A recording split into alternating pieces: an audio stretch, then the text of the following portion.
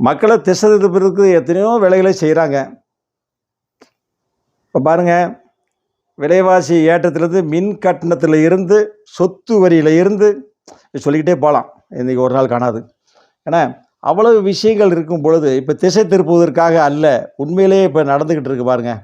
மதுபானம் வழக்கு, ஊழல், நிறையா பேர் இப்படி எப்படிச்சுங்க தெனாவட்டாக இப்படி இருக்கிறாங்க. மக்கள் வரிப்படத்தை இப்படி கூசாமல் வெக்கமில்லாமல் இப்படி சாப்பிட்றீங்களடா, உடம்போட ஒத்துக்கிடுமா. எந்த லண்டன் போனாலும் சரி, எங்கே போனாலும் விட்டுருவாங்களா அவங்கள, தூக்கிட்டு வந்துடுவாங்கல்ல. அதுலெல்லாம் நம்ம மத்திய அரசாங்கம் அதெல்லாம் கரெக்டாக செஞ்சுருவாங்க. உக்ரைன்லேருந்து எத்தனை மாணவரை காப்பாற்றி கூட்டு வந்துட்டாங்க. அதெல்லாம் பார்த்துக்கணும். இவ்வளோ பணம் கொள்ளையடிச்சு பாவிகளா மக்கள் வரி வைத்தறிச்சு சும்மா விடுமா அவங்களையெல்லாம்? பாருங்க, யாருக்கிட்ட சேர்க்குறீங்க?